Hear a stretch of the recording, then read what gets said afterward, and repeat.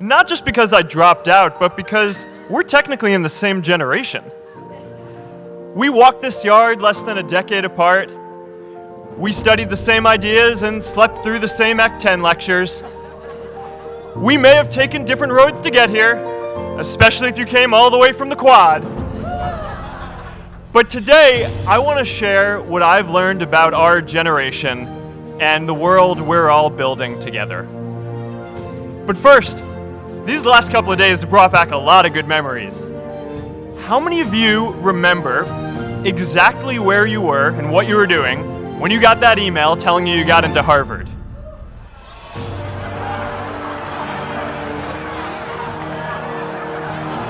I was playing the video game Civilization, and I ran downstairs and got my dad, and for some reason, his first reaction was to video me opening the email. That could have been a really, really sad video. But I swear, getting into Harvard is the thing my parents are most proud of me for. My mom is nodding. You all know what I'm talking about. Look guys, it's tough to beat this. You'll see when you get out there. How many of you remember your first lecture here at Harvard? Mine was Computer Science 121 with the incredible Harry Lewis. Harry. I was running late for class, so I threw on a t-shirt, and I didn't realize until afterwards that I put it on inside out and backwards and my tag was sticking out the front. I couldn't figure out why no one in class would talk to me. Except for this one guy, KX Jin. He just went with it. We started doing our problem sets together, and now he runs a big part of Facebook. And that, class of 2017, is why you should be nice to people.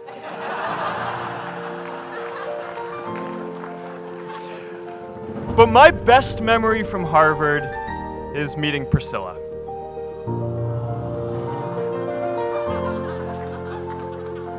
I had just launched this prank website, FaceMash, and the ad board wanted to see me. Everyone thought I was going to get kicked out. My parents drove up here to help me pack my stuff. My friends threw me a going away party. Who does that? As luck would have it, Priscilla was at that party with her friends, and we met in line for the bathroom in the Foho Bell Tower, and in what must be one of the all-time most romantic lines, I turned to her and said, "I'm getting kicked out in 3 days, so we need to go on a date quickly." Actually, any of you graduating today can use that line. "I'm getting kicked out today. We need to go on a date fast." I didn't end up getting kicked out. I did that to myself. Priscilla and I started dating, and you know, that movie made it seem like FaceMash was so important to starting Facebook. It wasn't. But without FaceMash, I never would have met Priscilla. And Priscilla's the most important person in my life. So you could still say it was the most important thing I built in my time here.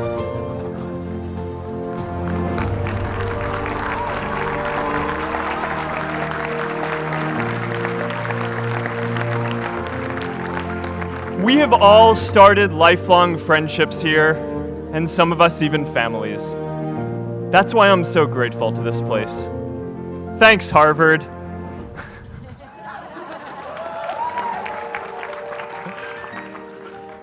Today, I want to talk about purpose.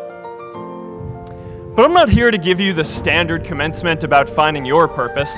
We're millennials. We try to do that instinctively. Instead, I'm here to tell you that finding your purpose isn't enough.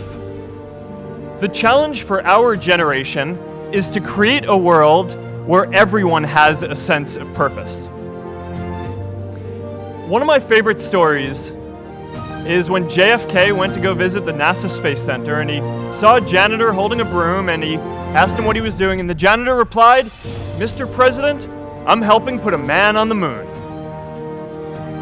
Purpose is that feeling that you are a part of something bigger than yourself, that you are needed, and that you have something better ahead to work for. Purpose is what creates true happiness. And you are graduating at a time when this is especially important. When our parents graduated, that sense of purpose reliably came from your job, your church, your community. But today, technology and automation are eliminating many jobs. Membership in a lot of communities has been declining, and a lot of people are feeling disconnected and depressed and are trying to fill a void in their lives. As I've traveled around, I've sat with children in juvenile detention and opioid addicts who've told me that maybe their lives would have turned out differently if they just had something to do, an after-school program or somewhere to go. I've met factory workers who know their old jobs aren't coming back and are just trying to find their path ahead. For our society to keep moving forward, we have a generational challenge to not only create new jobs, but create a renewed sense of purpose. I remember that night I launched Facebook from that little dorm in Kirkland House. I went to Noakes with my friend KX, and I remember telling him clearly that I was excited to help connect the Harvard community, but one day someone would connect the whole world. The thing is, it never even occurred to me that that someone might be us. We were just college kids. We didn't know anything about that. There were all these great big technology companies with all these resources, and I just assumed one of them would do it. But this idea was so clear to us that all people want to connect. So we just kept working on it, day after day after day. And I know that a lot of you are going to have your own stories just like this. A change in the world that seems so clear that you are sure someone else is going to do it. But they're not. You will. But it's not enough to have that purpose yourself. You also have to create a sense of purpose for others. And I found that out the hard way. You see, my hope was never to build a company. I wanted to have an impact. And as all these people started joining us, I just assumed that that's what they wanted to do too. So I never took the time to explain what it was that I hoped we'd build. A couple years in, some big companies wanted to buy us. I didn't want to sell. I wanted to see if we could connect more people. And we were building the first version of Newsfeed at the time, and I thought, if we could just launch this, it could change how we all learn about the world. Nearly everyone else wanted to sell. Without a sense of higher purpose, this was their startup dream come true, and it tore our company apart. After one particularly tense argument, one of my close advisors told me if I didn't agree to sell the company right now, I would regret that decision for the rest of my life. Relationships were so frayed that within a year or so, every single person on our management team was gone. That was my hardest time leading Facebook. I believed in what we were doing, but I felt alone. And worse, it was my fault. I wondered if I was just wrong, an imposter, a 22-year-old kid who had no idea how things actually worked. Now, years later, I understand that is how things work when there's no sense of higher purpose. So it's up to all of us to create it so we can all keep moving forward together. And today, I want to talk about 3 ways that we can create a world where everyone has a sense of purpose. By taking on big, meaningful projects together. By redefining equality so everyone has the freedom to pursue their purpose. And by building community all across the world. So first, let's take on big, meaningful projects. Our generation is going to have to deal with tens of millions of jobs replaced by automation like self-driving cars and trucks. But we have the potential to do so much more than that. Every generation has its defining works. More than 300,000 people worked to put that man on the moon, including that janitor. Millions of volunteers immunized children around the world against polio, and millions of more people built the Hoover Dam and other great projects. And now it's our generation's turn to do great things. Now I know, maybe you're thinking, I don't know how to build a dam. I don't know how to get 1 million people involved in anything. Well, let me tell you a secret. No one does when they begin. Ideas don't come out fully formed. They only become clear as you work on them. You just have to get started. If I had to know everything about connecting people before I got started, I never would have built Facebook. Movies and pop culture just get this all wrong. The idea of a single eureka moment is a dangerous lie. It makes us feel inadequate because we feel like we haven't had ours yet. And it prevents people with seeds of good ideas from ever getting started in the first place. Oh, and you know what else movies get wrong about innovation? No one writes math formulas on glass, okay? All right, that's not a thing, okay? It's really good to be idealistic, but be prepared to be misunderstood. Anyone working on a big vision is going to get called crazy, even if you end up right. Anyone taking on a complex problem is going to get blamed for not fully understanding it, even though it's impossible to know everything up front. Anyone taking initiative will always get criticized for moving too fast because there's always someone who wants to slow you down. In our society, we often don't take on big things because we're so afraid of making mistakes that we ignore all the things wrong today if we do nothing. The reality is, anything we do today is going to have some issues in the future. But that can't stop us from getting started. So what are we waiting for? It is time for our generation-defining great works. How about stopping climate change before we destroy the planet and getting millions of people involved, manufacturing and installing solar panels? How about curing all diseases and getting people involved by asking volunteers to share their health data, track their health data, and share their genomes?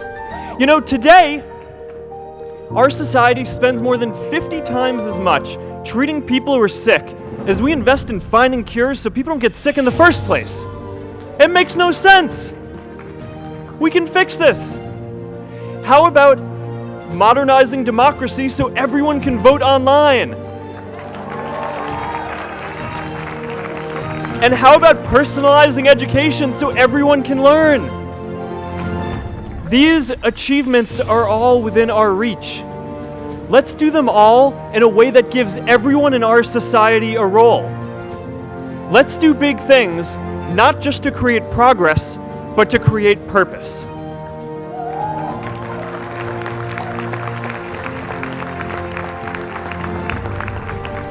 So taking on big, meaningful projects together is the first thing we can do to create a world where everyone has a sense of purpose. The second is redefining our idea of equality so everyone has the freedom to pursue their purpose. Now, many of our parents had stable jobs throughout their careers, but in our generation, we're all a little entrepreneurial, whether we're starting our own projects or finding our role in another one.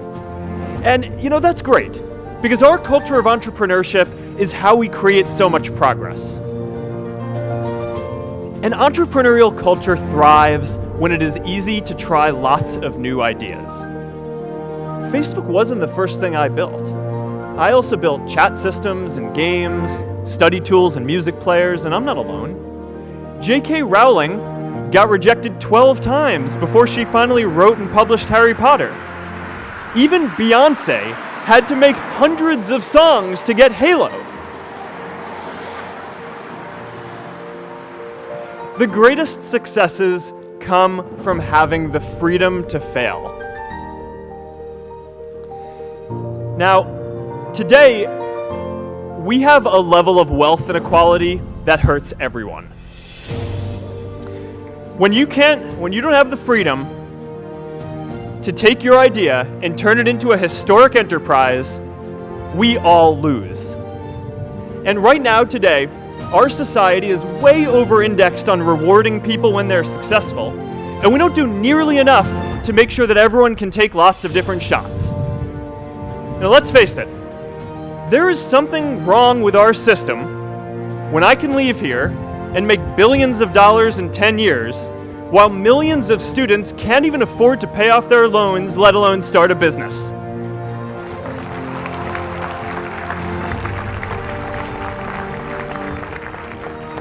Look, I know a lot of entrepreneurs, and I don't know a single person who gave up on starting a business because they were worried they might not make enough money.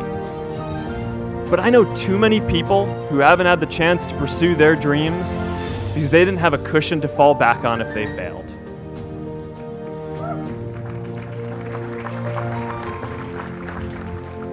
We all know you don't get successful just by having a good idea or working hard.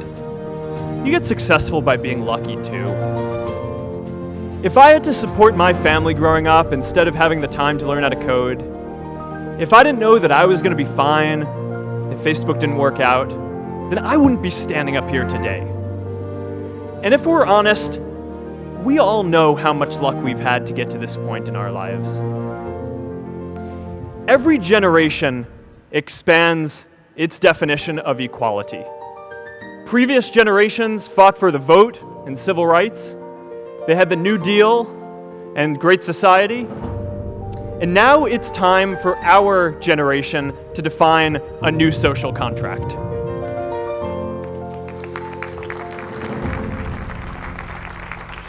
We should have a society that measures progress not just by economic metrics like GDP, but by how many of us have a role we find meaningful.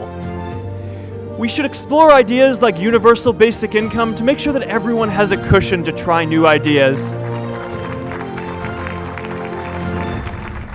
We're all going to change jobs and roles many times, so we need affordable childcare to get to work and healthcare that's not tied to just one employer. And we're all going to make mistakes, so we need a society that's less focused on locking us up and stigmatizing us when we do. And as our technology keeps on evolving, we need a society that is more focused on providing continuous education through our lives.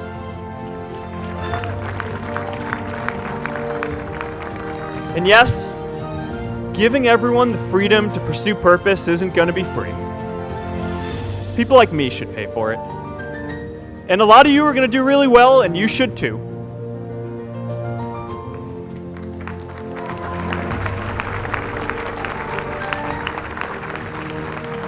That is why Priscilla and I started the Chan Zuckerberg Initiative and committed our wealth to promoting equal opportunity.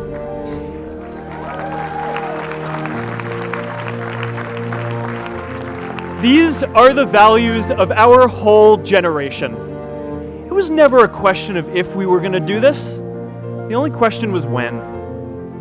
Millennials are already one of the most charitable generations in history. In just 1 year, more than 3 in 4 US millennials donated to charity, and more than 7 in 10 raised money for another one.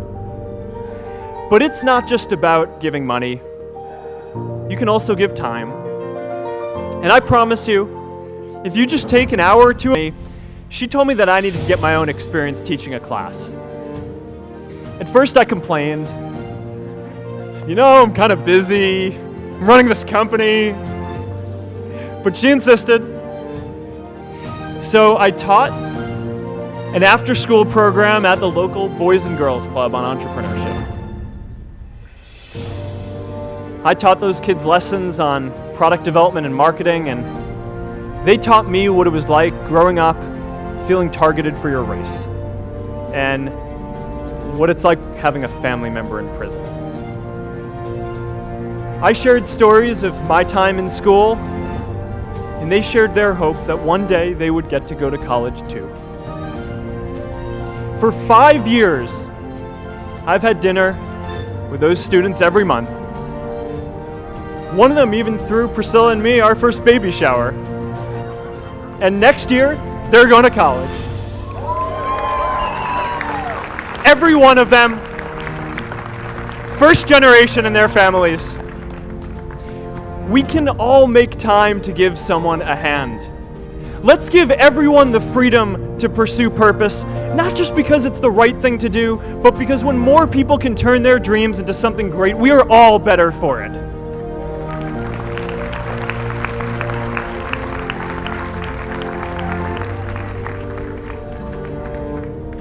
purpose doesn't only come from work. The third way we can create a sense of purpose for everyone is by building community. And in our generation, when we say purpose for everyone, we mean everyone in the world. Now, quick show of hands. How many of you here are from another country? All right, now keep your hands up. How many of you are friends with one of these folks? Now we're talking. See, we have grown up connected.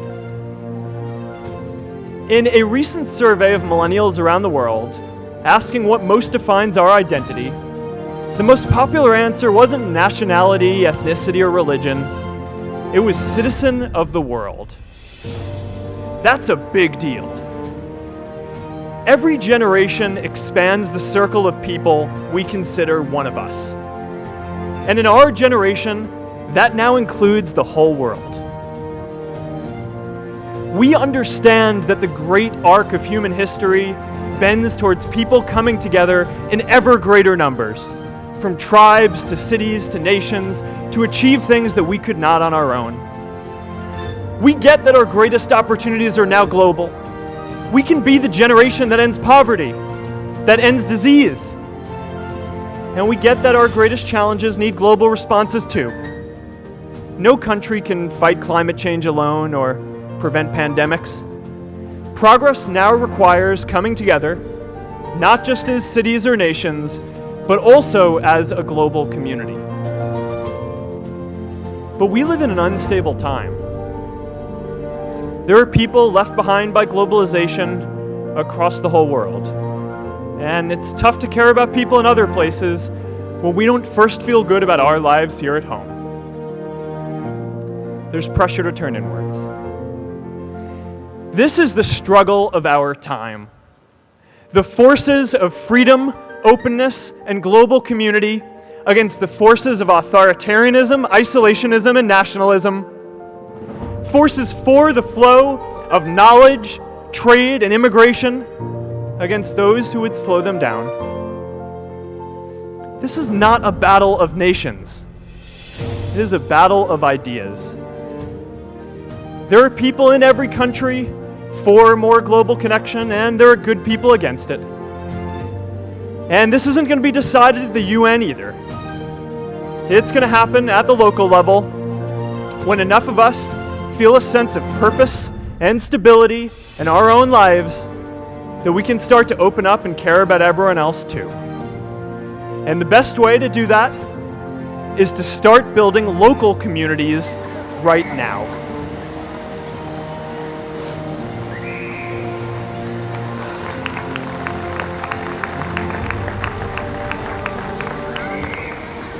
We all get a lot of meaning from our communities. Who here's from Elliott House? How about Lowell? I know you guys found community because you literally live right on top of each other. And Mather? I'll just leave that there. Whether our communities are houses or sports teams, churches or a cappella groups, they give us that sense that we are a part of something bigger, that we are not alone. They give us the strength to expand our horizons. And that's why it's so striking that over the past few decades, membership in all kinds of communities has declined by as much as 1/4. That's a lot of people who now need to find a sense of purpose somewhere else. But I know that we can rebuild these communities and start new ones because many of you already are. I met Agnes Agoye, who's graduating today. Agnes, where are you?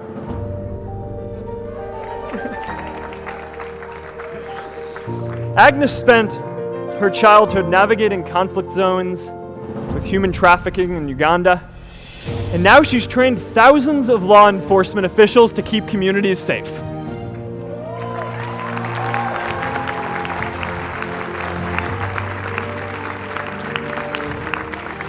I met Kayla Oakley and Neha Jain, graduating today too. Stand up, guys.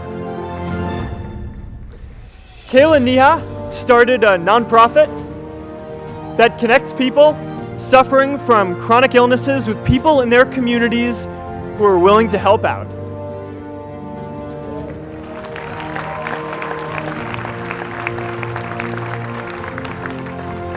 And I met David Razu Aznar, who's graduating from the Kennedy School today. David, stand up. David is a former city councilor who fought to make Mexico City the first Latin American city to pass marriage equality, even before San Francisco.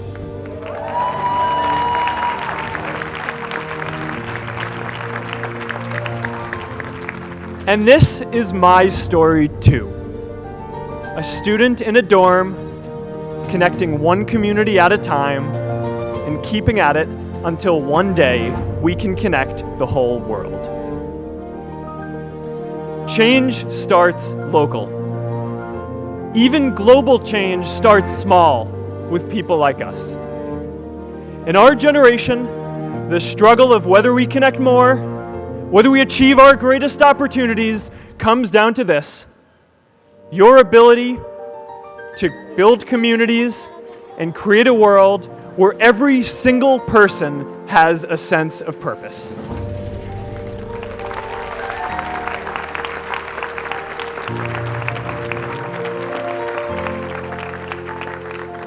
Class of 2017, you are graduating into a world that needs purpose, and it's up to you to create it. Now, maybe you're asking yourself, can I really do this? Well, remember when I told you about that class I taught at the Boys and Girls Club? One day after class, I was talking to my students about going to college, and one of my top students raised his hand and said that he wasn't sure he could go to college because he's undocumented. He wasn't sure if they'd take him. Last year, I took him out to breakfast for his birthday, and I wanted to get him a gift, so I asked him what he wanted, and he just started talking about struggles that he saw other students in his class facing, and finally said, you know, I'd really just like a book on social justice. I was blown away. Here is a young guy who has every reason to be cynical. He wasn't sure if the country he calls home, the only one he's known, was going to deny him his dream of going to college. But he wasn't feeling sorry for himself. He wasn't even thinking of himself. He has a greater sense of purpose, and he's going to bring people along with him. It says something about our situation today that I can't even say his name because I don't want to put him at risk.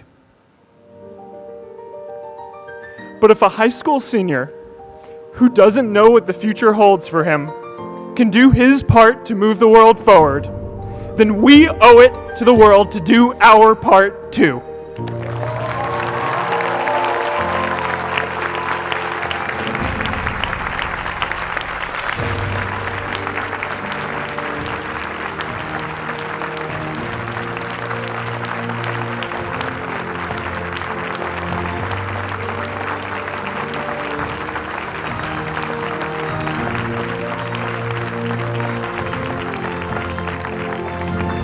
So before you walk out those gates one last time, and as we sit here in front of Memorial Church, I'm reminded of a prayer, Misha Berach, that I say whenever I face a big challenge, that I sing to my daughter, thinking of her future when I tuck her in at night.